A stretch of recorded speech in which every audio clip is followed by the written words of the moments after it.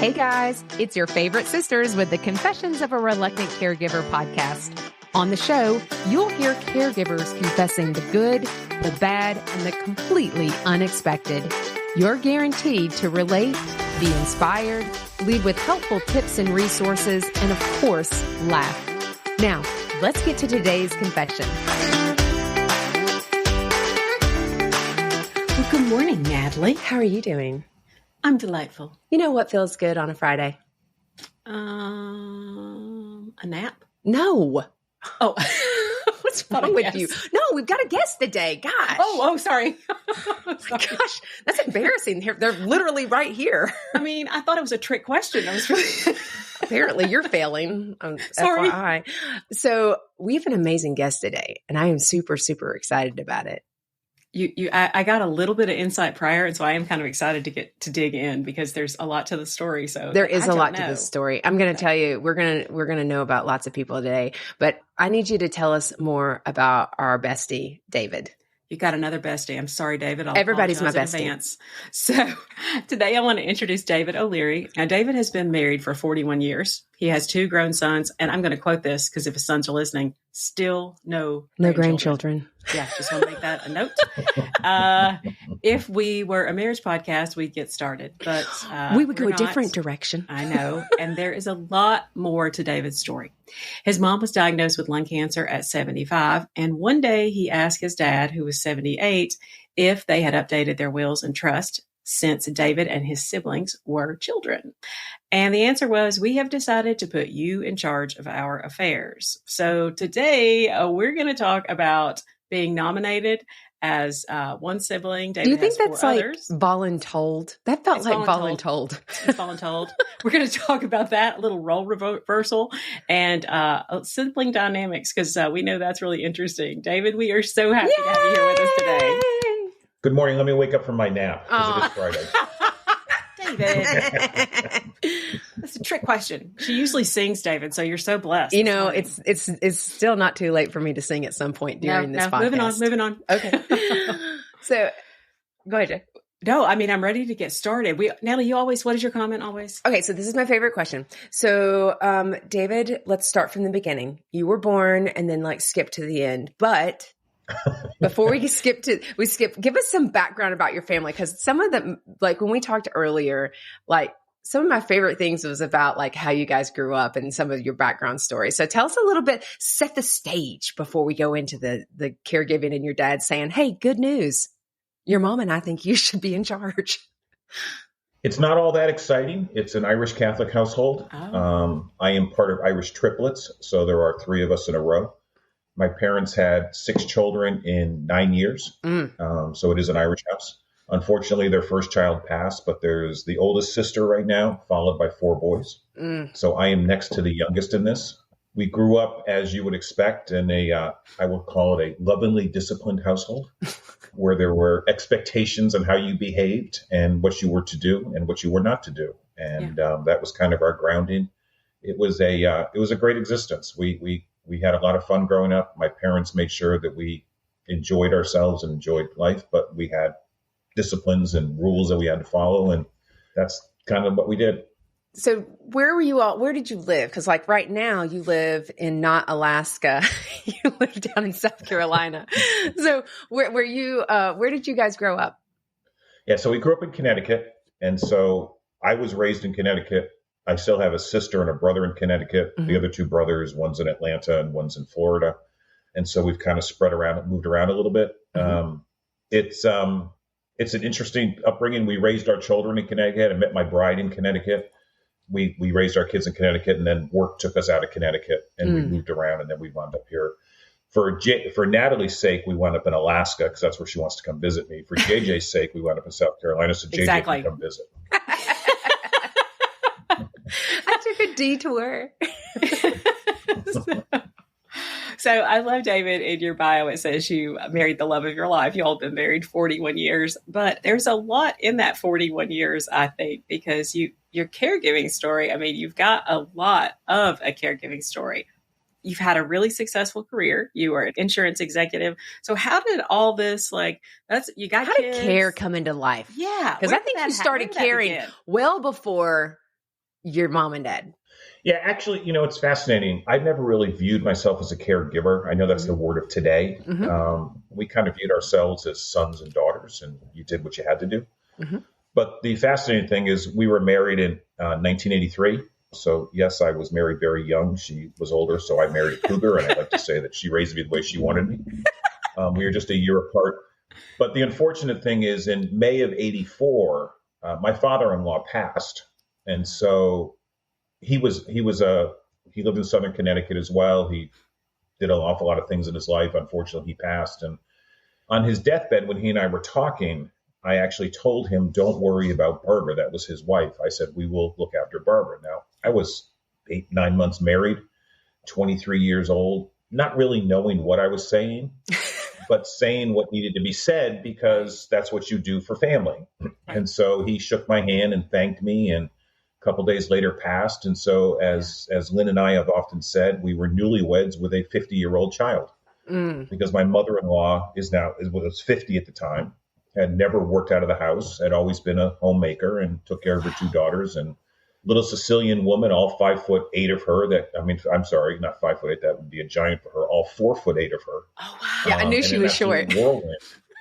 Yeah, she was known as Little Grammy when we had children, and so we kind of took on Lynn's mom at an early age, and we kind of worked with her and took care of her and made sure that she was cared for and supported her throughout her life. And she passed when she was 89 years old, so we had almost 38, 39 years with her. And then, that just sort of became the thing.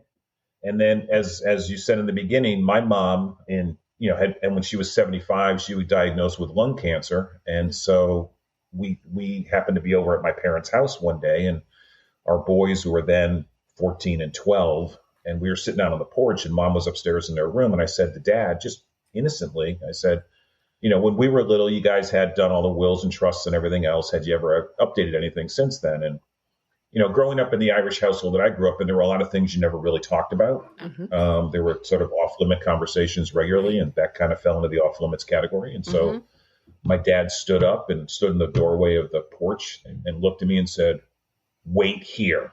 And I just didn't know what I had done wrong. So he went upstairs and sat with my mom and came back downstairs to the porch door. And in his little Boston Irish brogue, looked at me and swung his finger at me and said, come with me. And I said, Dad, I haven't done anything wrong. I'm a little old to go over the knee. I'm a little, the woodshed is, in a whole different place right now.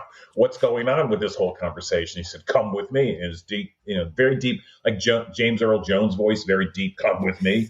And so, we're walking upstairs, and we sit in my parents' bedroom with my mom in bed, and Dad and I are in the chairs. And Dad looked at me, and, he knew what was going on. He knew my mother-in-law and, knew we were doing that. And he said to me, we've decided. I said, okay, anything in particular? He said, we've decided you're in charge. And, I'm next to the last in the line of this family. And you're way out of order. Nope, not even close. This isn't going to be happening. And as much as I appreciate what you're saying, not what I asked for. Yeah. Not what I'm looking for. And at that point, my mom sat up in bed, looked at me and said, David, we have decided you're it. Yes, ma'am. I'm all in. Yeah. Whatever you say. Yes, ma'am. Yeah. And so, Dad and I embarked upon going to the safety deposit box, going to all the papers, and I'd get delivered this pile. And so now I have taken on my parents and trying to figure out what to do with them and manage their processes as we're managing my mother-in-law. And as I say, in today's world, you can call that being a caregiver. But back then, it wasn't being a caregiver. It was just helping. Is part of family. It's what you do. You look after family. And so while I understand the moniker and I appreciate the moniker and I understand what everybody's doing, it is a fascinating experience to go through. And that's, that was the beginning of the journey. So do you think that your parents observed how well you and your wife, Lynn, did, and they were like, well, they didn't mess up Gammy up. And so they were like, he looks like a good person. He's a good candidate. Like, how did you get to be the chosen one? Or was it straws? I mean, that's my question. Yeah. I mean, because honestly. No, it wasn't straws. Not a finger to the nose like you and your siblings? No. And if my siblings ever listen to this, I can't give you all the reasons why, right. But Dad delineated every single child and gave reasons for every single child and said, you're it. Yeah. And so I just kind of said, yes, sir. That's just kind of, again, it was one of those things that it really wasn't optional. It was, as you said, it was voluntold. And so, and we start, and I will tell you, it was a journey I will never look back on and regret. It was the most fascinating relationship I had with my dad. Beforehand, it got even better with my mother as well. And then after Mom passed, Dad and I became exceptionally close. And my wife, has always been close to my dad. And they became closer. And it was a fabulous time of our lives. Wow. How old were you when your dad volunteered you to do this duty? Let me see. Mom would have been sick in 2001, I think. And so I would have been, I'm trying to do math real quick in my head. I would have been 41. So you're like so many. You're a sandwich generation. You and Lynn are sandwich generations. Although you were pre-sandwich, you were before the mayonnaise. Yeah. So you think about getting the bread out because when you were with her mom, right. Did her mom live with you guys, or did she? No. So did she live close by, and you guys just kind of supported her? Yeah, she's about an hour away. Okay. And so every holiday, it was a little Grammy holiday. She was up with us, and we say this, she was with us every step along the way. My parents lived the next town over from us. So we were all kind of in like a triangle. And so we hosted all the holidays. Everybody could come over if everybody wanted to do that. And so we kind of kept everything going on a regular basis. So you're in charge of your parents and her mom. You really could have just bought some property and had like a commune. I'm not gonna lie to you. That would have been probably faster, but would have been a little awkward. Right. So what was the conversation like with your siblings? Because it's nice that you asked like, hey, what's going on with this? Like, that's a nice thing to ask because I can tell you, David, I didn't ask my mom and dad about it, but I think it also could have been because my mom and dad were in their 50s when my dad passed. My dad was 58 when he passed. And so I don't know that I would have thought to ask my parents about that. Jay, did you ever ask mom and dad about that? I mean, you were in charge technically. Much like David, that topic, financials, future planning, wills, estates, that was off limits, David.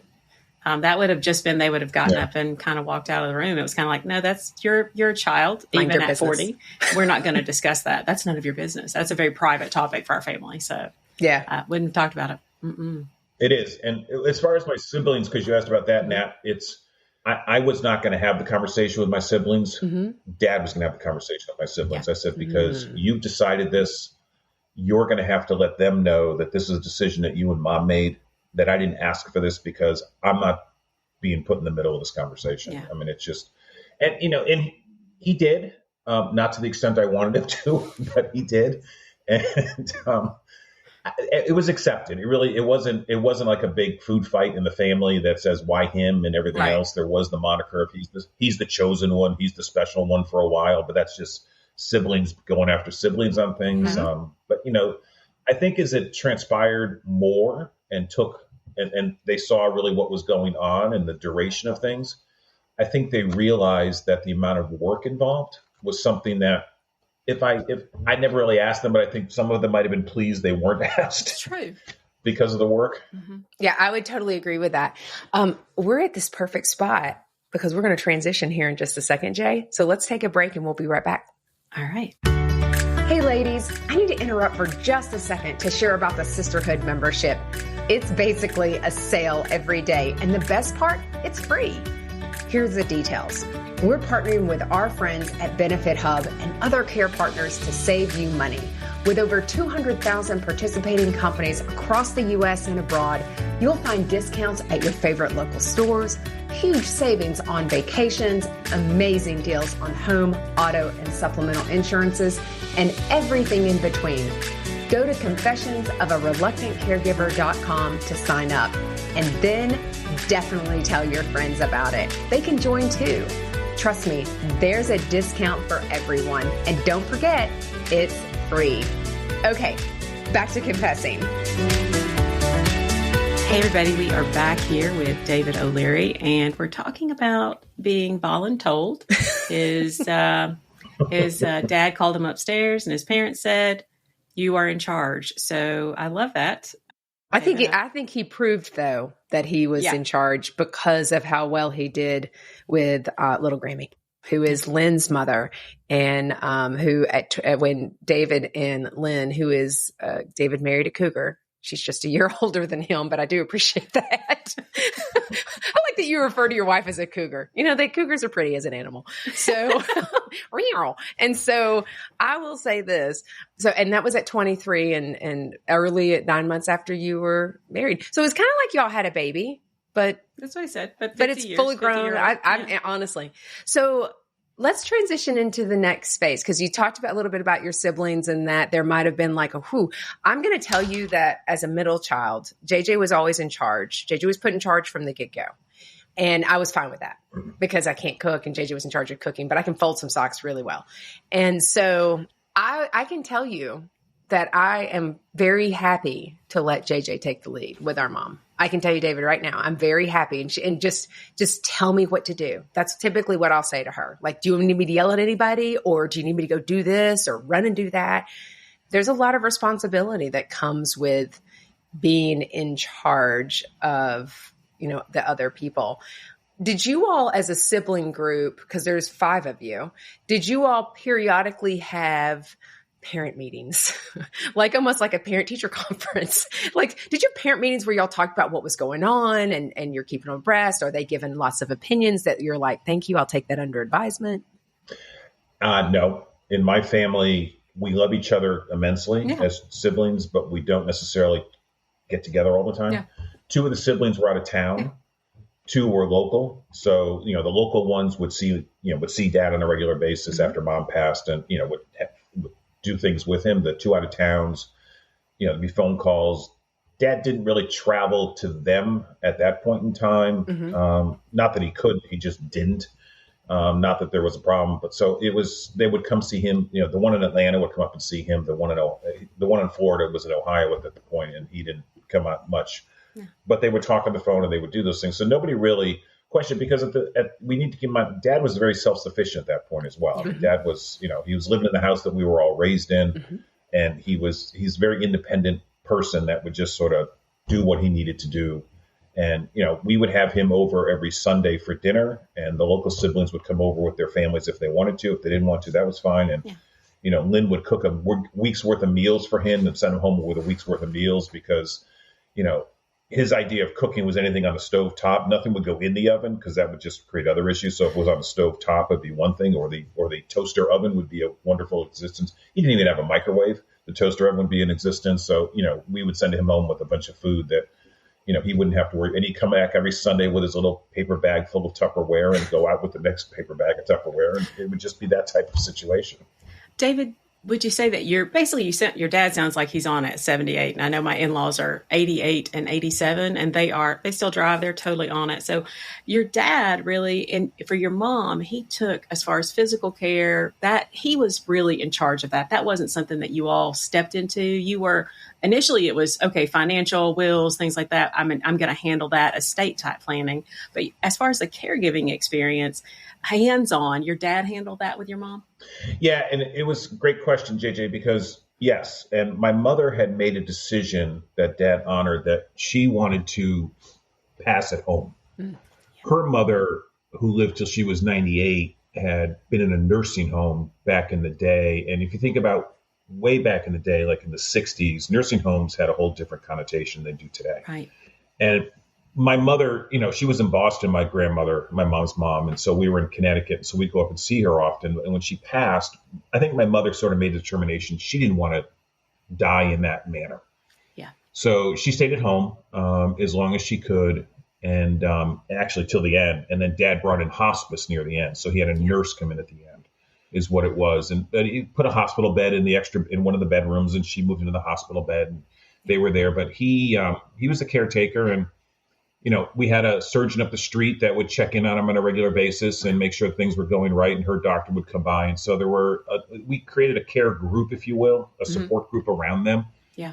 That would sort of, make sure everything was right. And I do recall, the day my mom passed, we were told to come over because she was nearing the end, and we all went up individually to say our goodbyes.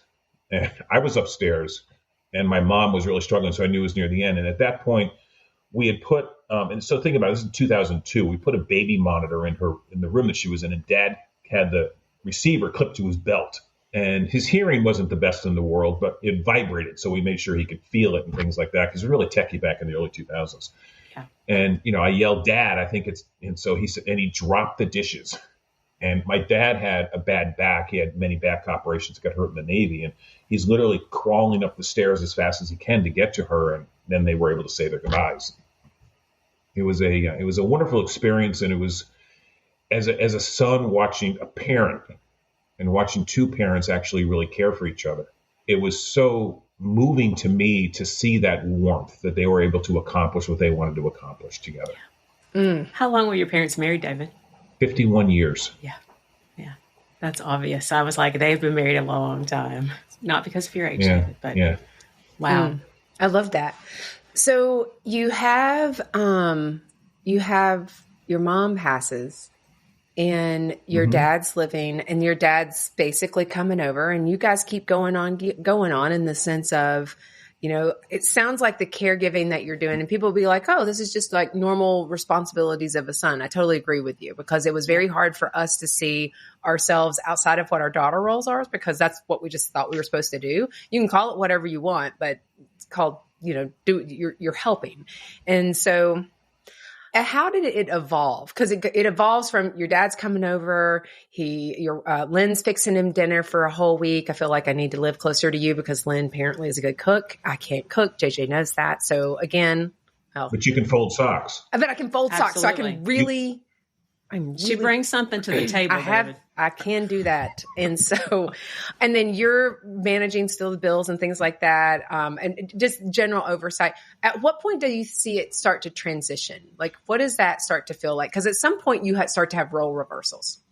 Yeah. And that after Mom passed, a friend of mine who lost a parent and had his mom, he lost his dad and his mom was still living. He and I were talking one day, and Sam told me, he said, "You're going to notice something now that your mom has passed." And I said, "Well, what's that?" He said, "You're going to notice a role reversal that goes on." And he said, "You're going to become the parent and he's going to become the child. Mm-hmm. And you're going to find at times it's going to be very frustrating for you because you're going to be saying things to your father, your parent, but they're, for lack of a better word, instructions that you would give to a child and how a child should operate." And so, Dad was a trained accountant, so he was actually very good at what he did and very smart man in so many ways. And but the more that we started having conversations, the more interactions, the more things that would go on after Mom passed on, is I started to see exactly what Sam was talking about. You see this reversal that, my father, not that he was dependent upon us to survive, but we became more of his circle. Yeah. Because he no longer had his anchor in my mom. He now needed other anchors, and he always had all of his children, but my mom was his life partner, and he started to see him in different ways. Lynn would go over every day because she was not working at the time, and she'd sit down and have a cup of tea, and they'd have a cup of coffee, and they'd just sit in the living room and they just have conversations, similar to what my mother would do with him. They would just have conversations, and so we actually found that caring for him. And caring is, I guess it's in the broadest sense of the word, but caring for him was more social with him, was more social interactions with him. I would meet him every morning at church before I would go to work. We'd meet every morning for Mass. And so we would sit there together in Mass and go through Mass. And then I would go to work and he would go home. And, Lynn would come over during the day and have tea. And then we'd have him over. And, we became much more active from a social perspective with him. And I think that was really great because the thing that we were worried about was broken heart syndrome. Yeah. We were worried about him missing Mom so much that we would lose him fast. And so the fascinating thing is my parents were big travelers. They would travel Europe before he retired, and they traveled the United States after he retired. And they were planning to go on this cruise before Mom got sick. Dad was in the Navy in the Pacific, and it was a 64-day cruise through the Pacific. And Mom got sick and they didn't go, clearly. And, a couple of years after Mom died, we were talking to Dad, and I said, you really ought to go on the cruise. I said, you love the ocean. You love to sit there on the boat. You love to do these things. And he said, yeah. He said, and the best part about those cruises, David, they're all people like me. I said, what are you talking about? I said, they have money and time. I said, when you're going to go on 64 days, you got to have money and time. And he says, and that's really what it comes down to. So, I mean, who could take 64 days off, right, and go on a cruise other than people that have time, and those are retired people. And so it's just... David, I have to tell you that JJ was scheduled for a 60-day cruise. But she didn't go. But she is also a cougar. So.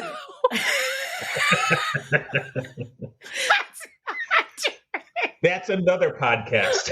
She's also a cougar. So, okay, anyway, sidebar. We're going to do that's a whole nother podcast, Natalie. That's a whole nother podcast. Wait, Jane, before we go, I have to take a break because we're going to come back to this. We'll be right back.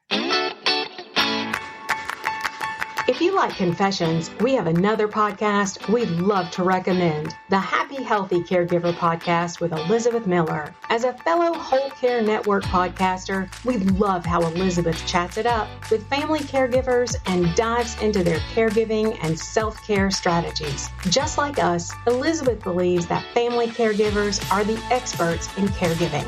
Beyond the informative conversations, Elizabeth reveals the tried and true resources and practical self-care tips that empower caregivers to prioritize their health and happiness.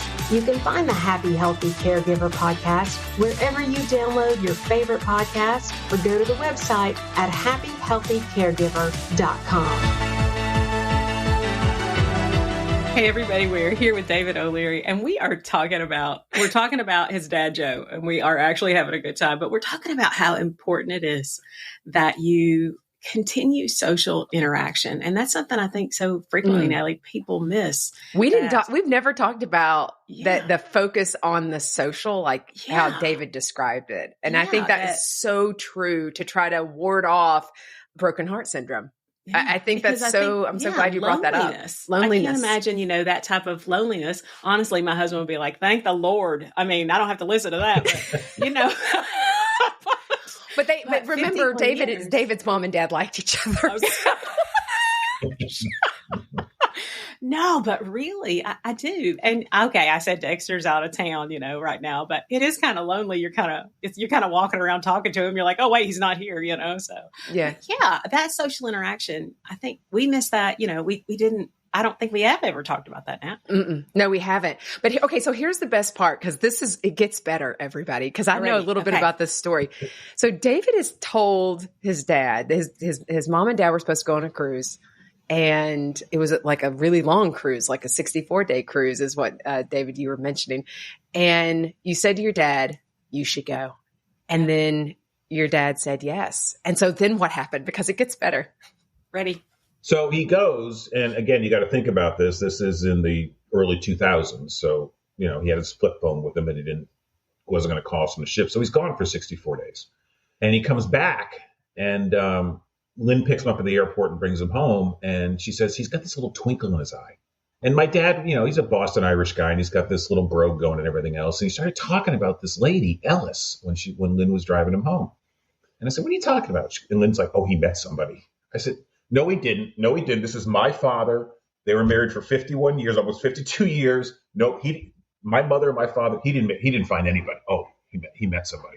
Lynn's convinced. So we have him over for dinner, and we start talking. He starts talking about this lady, Ellis, that he met.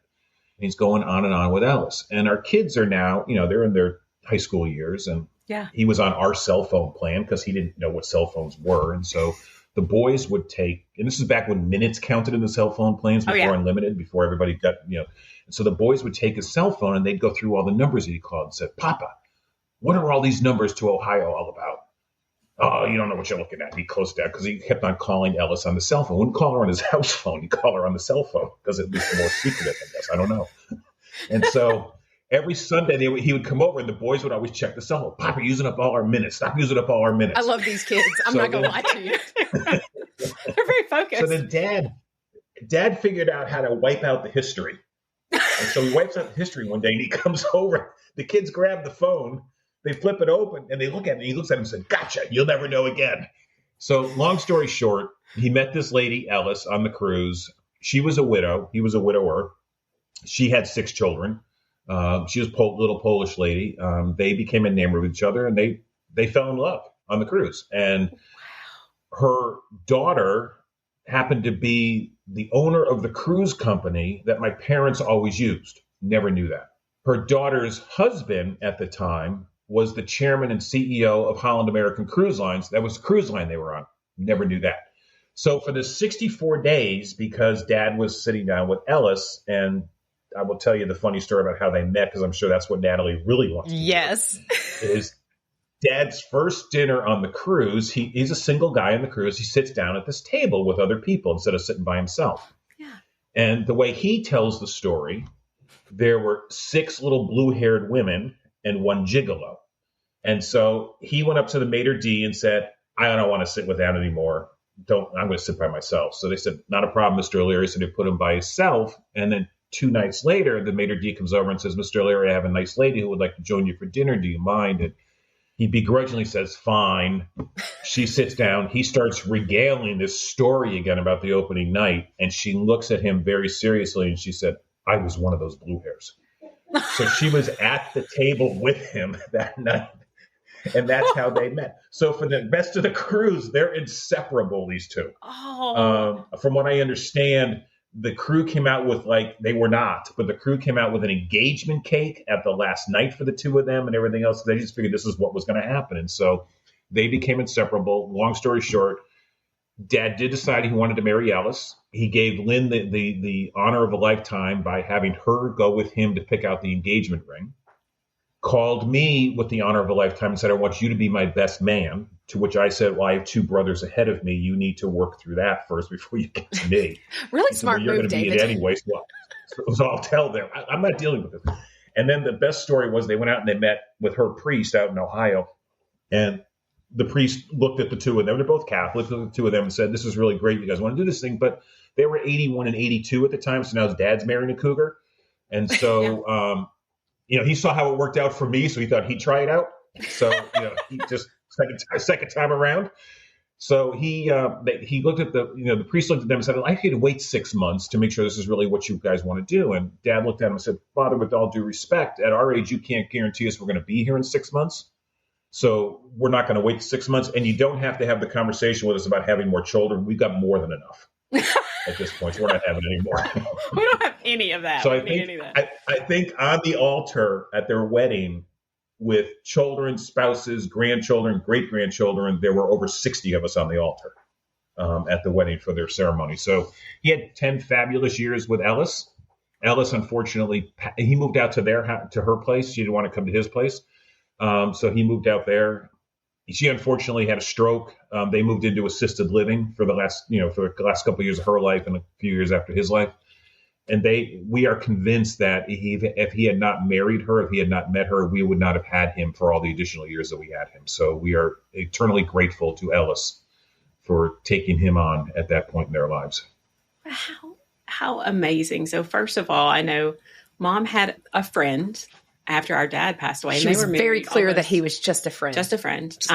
But they were married almost 40 years. And so that was really, that's kind of funny. I was like, Mom, because our parents were high school sweethearts. And so that was hard. That was a big hard for me. But I know during that time, David, it's interesting that you mentioned that, because even when she called, she would say, oh, this, and, oh, I got a sweater for Christmas. But I think it's so much about companionship. And I guess for me, I say, what a blessing that he had, your mom to love all those years. And then someone after that could fill that hole, that just, I don't know, brought him joy, because everybody deserves that joy. So I love that. I told you it was a great story. Oh my gosh. I'm going to fast forward a little bit, ladies. Ellis passes. Dad has been complaining to me endlessly about the cold. He just can't stand the cold. Now he's 91. And he just, as the loving son that I am, except my siblings wouldn't agree with that, I said, well, why don't you move down here to South Carolina with us? We built the house. It can handle walkers. We built it for retirement. It's got a room for you. It's got we could put a kitchenette in there. You don't have to bother anything. You can sit on the porch and watch the world. And I learned something very valuable at that point, because, again, I think we all would do this as children. You'd want to do the right thing for your parents and want to help your parents. And Dad said to me something very powerful, and it kind of connected with me with a book that I was reading at the time. And Dad said, I'm comfortable here. it's my surroundings now, because he had been out there for over 10 years at that point in time. He said, it's my surroundings. It's what I know. And at that point in time, a guy that I was working with had given me this book to read called Being Mortal. And it's an Indian author. I can't recall his name right now, but the gentleman that wrote the book, the premise of the book that I took away, and it's all about aging and end of life and things like that, is that you need to look at the world through the eyes of the person, not through your eyes. And what I was trying to do with my dad was hearing his problem, I hate cold. Let me solve his problem. I'm in warm. I can bring him down to warm and get done with that. What I failed to see was through his lens, that would be another form of disruption for him. Mm-hmm. That would be breaking him out of a pattern. That would be breaking him out of an environment that he's comfortable in and inserting something that is not normal to him into that arrangement. And so I think that that was my aha moment. In that when I was trying to be the helpful son, in essence, I wouldn't have been helpful, because I would be solving the problem that frankly would have made my life easier and might have made his life harder. And so as we go through this aging world, as you go through this experience, keep it in mind that looking at it through the eyes of the person who was aging as opposed to your eyes, and put yourself in their position, I think you'll make different answers. You'll make different decisions. And I'm not saying they're wrong decisions. I just think that you need to understand through whom it is you're trying to take care of. Now, you can't make every decision through their eyes, and I understand that. But in those situations, I think we have to continually remind ourselves to put ourselves in their position. Yeah. So how did he stayed, which I love. He's there in the cold weather. So what are those years like when you guys are apart? Distance wise, how does that play out? So this is really funny. So Ellis passes. Dad and I talk on the phone all the time. He's 91 at this point in time. He and I decide we're going to embark upon a technology journey. He has an iPad that he's been doing games and word puzzles and reads the newspaper and everything else. I said, Dad, we're going to teach you how to FaceTime. Now, the man retired from working in 1986. So as he said, it's before computers really came into he said, they replaced me with computers. I was so smart. That's what they did. They replaced me with 2 computers. It was his statement. So I'm trying to teach a 91-year-old through the phone how to take his iPad and FaceTime. We were able to get him to understand how to do this, but I couldn't get one thing worked out with him. I'm going to do this and it's going to block the camera. Normally, when you hold it for FaceTime, you do something like this, right? Right. You would hold the thing up front. Dad would do it this way. He would hold his iPad on his lap, so the camera is shooting up this direction. You get nose So whenever holes. he would call, I would get his jammies for the day, the top of his jammies when he'd call at night, and I'd get all the nose hairs. And I said, Dad, you got to trim the nose, and are those jammies clean? Have you done laundry recently? But he would never move the iPad to the direction that you could see his face. You'd always get the up view. Oh. But he did learn it. He did learn how to do that thing. He would actually get text messages from the boys. They would actually text. I'm not quite sure he ever texted back, but he did get the text messages, and he would FaceTime. And I think the advantage for me being states away at that point in time is, as a long distance person, is that even though I just saw his jammies and the upper part of his face, his chin up, I actually could see him, and I could actually, interact with him in a way that you knew that he wasn't, in a bad place. I mean, he was cared for. It was a wonderful community that he lived in and everything else, but it gave me a little bit added comfort that I could actually see him and not just speak to him on the phone.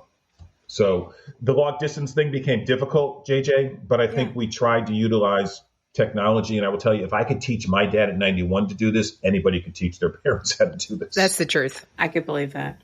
Yeah, David, we talked so much about this, and I know there's so much more, but tell me, you and Lynn have been together all these years. Tell me how this has impacted your all's life. Like, you've got a career, you guys have got kids. Obviously your mother has passed, and I think your boys are still in high school.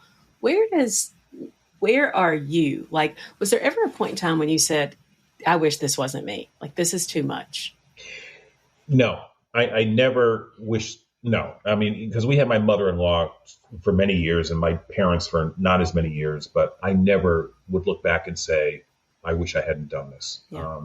Were there frustrations? Absolutely, there's frustrations. Were there disagreements with my mother-in-law and my dad? Sure. But, at the end of the day, in a quiet moment, the two of us wouldn't have traded any of this. But I think a bigger question that I think you raised, JJ, that we had an aha moment is I grew up in the insurance industry, right? So I was comfortable with insurance and things like that. Well, one day after, we had Lynn's mom for a number of years and my mom became sick, Lynn looked at me and she said, "We're getting long-term care insurance." And I said, "What do you mean?" She goes, "We are getting it now. We are getting, call Bob, call Peter, and get long-term care insurance. We're getting this now." Yes, ma'am. So we actually did the planning, and we had done that. We were in our 50s at the time, I think, and we had done the planning, and that was all fine. It was just one more thing to pick up along the way. But what became interesting to us is after my father passed and after Lynn's mother passed, our boys, who are now in their 30s, looked at us and said, "Okay, we saw what you did for little Grammy and Papa all those years. We saw what you needed to be involved in. Are you two prepared, or what do we need to know?" So it actually became, in my experience in the insurance industry, this is the bond that creates intergenerational conversations. This is the thing that spawns family discussions. And I think that, so we talked to our kids and we told them what we had done and everything else. And the funny thing was our oldest is a middle school principal. He was a teacher at the time and now he's a principal. And he looked at us it's the Irish in us. And he said, "Mom, I don't make a lot of money. So you better have a pretty good policy, because here's the deal, Mom. First sign of drool, we're putting you in a home. I love and it's not going to be a really good home if you're counting on me. It's not going to be a really nice. Dad, we got you covered. Don't worry about it. You can live with us. But Mom, we're putting you away." Isn't it funny that the boys will take the boys and I think the girls would take the girls? I mean, because honestly, we've talked numerous times, we're like, ooh, if we did care for our dad, because we know how we've cared for our mom, our dad was the only guy in the house. Even the dogs were girls. And so it was really much there was a lot of estrogen. And so I think Lynn's outnumbered, but I actually have a ton of faith in Lynn. I actually think Lynn she is truly the neck. She's really in charge. She's truly in charge. I'm sitting there thinking, we live in Lynn's world. We just rent space in Lynn's world. It's Lynn's world. We just rent space in it. I love that. We've got to wrap it up because I'm like, we've gone a little long, but that's okay because I don't care. Because we'll do after the confessions here in just a little bit. But I wanted, we got to have some sister questions, Jay, because David's just too good not to have sister questions. That's true. That's You go first. So can I ask about Joe Bear? No, Joe Monkey. Joe Monkey. Joe the Monkey. I called it Joe Bear. Joe Monkey. Sorry, Joe Monkey. Yeah. So my dad always had this Catholic guilt that he used to always tell me, "I put the monkey on your back. I put the monkey on your back," during this whole process. You have to take this on. I put the monkey on your back. So after he passed and we were burying him in Connecticut, where my mom was, we took him back to our hometown, and there was the toy store that actually was still there when I was a kid. And so we went into the toy store and we bought a stuffed monkey. And then our oldest had a high school friend who knitted him the sweater and we put the scarf on him because he's a traveler. So it's Joe. So we have Joe the Monkey. And so it really became the thing with me when I was settling up everything with my parents. I was still working, so we were between houses, and Joe would travel with me between houses. I'd have this whole bag of all of his stuff I had to bring around to deal with. And so Joe used to always travel with me. And then the Christmas after Dad passed, Lynn had made me a box of Joe. And so I have a shirt with Joe. I have, sweaters with Joe. I have hats with Joe. So it's my reminder of my time with my dad that, while he always said he put the monkey on my back, I always viewed it as it's a badge of honor to have Joe. Wow. I absolutely love that. That makes me so happy. I think it could be a business. If she ever did a business, she could do this for everybody. They could have their own little characters for everybody. Oh, I think so. I think so. Well, and it's such an honor. It's a little bit of a laugh, but it's really it's one that I'm happy to carry. I just think it just shows how much you loved your dad. All right. So my question is always, I like the fun one. What is your favorite guilty pleasure? What is the one thing that you do for yourself? Geez, I don't know. I don't know if it's a guilty pleasure per se. I mean, I just, now being I'm retired, I have 6 Saturdays and a Sunday, so I do whatever I want to do. I've never heard 6 Saturdays and a Sunday. That's awesome. That's a Joeism. That's a Joeism. When you're retired, you have 6 Saturdays and a Sunday, so you do what you want to do. So that's a shirt, David. I don't really know if I have a guilt. I don't know if I have a guilty pleasure right now. Oh, talking to the two ladies on the screen would be my guilty pleasure. Oh, that's good. Oh, that's good. That's Lynn good. Taught you that. I'm going to tell you right now. There's a reason that you've been married a long time. So, that's true. Just saying. She's trained you well. I mean, you've such a great relationship. I'm still in training. My husband would say, "Aren't we all?" Once you acknowledge your faults, it's better off for the long run. You just have to acknowledge your deficiencies. That's exactly right. David, thank you so much for being with us today. This has been so much fun. And I like that Joeisms. You could do a book of Joeisms. You could have Joe merch. You could have, I like you're right, JJ, about the t-shirt. It's 6 Saturdays that is a and a Sunday. I'm taking that with me. That feels Southern to me, honestly. That's like something I would say. I'm like, ooh, you put an accent on it and call it a day. Guys, thanks so much for joining us today, and stick around to after the confessions. It's going to be a lot of fun. Thanks so much. And we'll see you next time until we confess again. Well, friends, that's a wrap on this week's confession. Again, thank you so much for listening. But before you go, please take a moment to leave us a review and tell your friends about the Confessions podcast. Don't forget to visit our website to sign up for our newsletter. You'll also find the video recording of all of our episodes on the Confessions website and our YouTube channel. Don't worry, all the details are included in the show notes below. We'll see you next Tuesday when we come together to confess again. Till then, take care of you. Okay, let's talk disclaimers. You may be surprised to find out, but we are not medical professionals and are not providing any medical advice. If you have any medical questions, we recommend that you talk with a medical professional of your choice. As always, my sisters and I at Confessions of a Reluctant Caregiver have taken care in selecting the speakers, but the opinions of our speakers are theirs alone. The views and opinions stated in this podcast are solely those of the contributors and not necessarily those of our distributors or hosting company. This podcast is copyrighted, and no part can be reproduced without the express written consent of the Sisterhood of Care, LLC. Thank you for listening to the Confessions of a Reluctant Caregiver podcast.